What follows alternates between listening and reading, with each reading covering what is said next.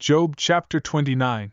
Furthermore, Job continued his discourse and said, "Oh, how I wish I were in the months of the past, in the days when God protected me, when His light shone upon my head, and I walked through darkness by His illumination.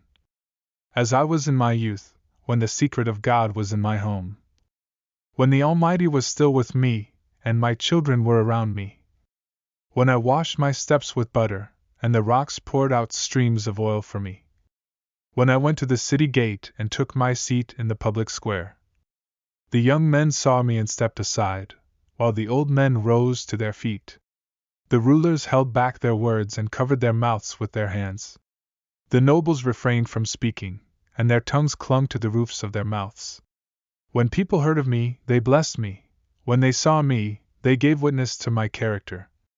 Because I rescued the poor who cried out and the fatherless who had no helper. The blessing of the one about to perish came upon me, and I made the widow's heart sing for joy. I put on righteousness as my clothing, and my justice was like a robe and a turban. I was eyes to the blind and feet to the lame.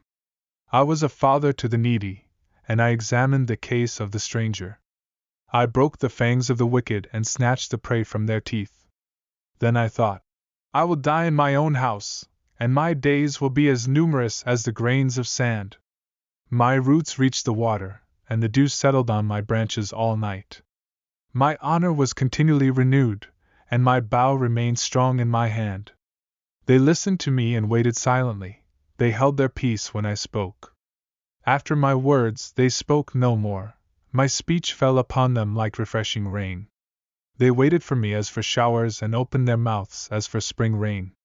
If I smiled at them, they could hardly believe it. The light of my countenance lifted their spirits. I chose their way and presided as their chief. I lived like a king among his troops, like one who comforts those who mourn.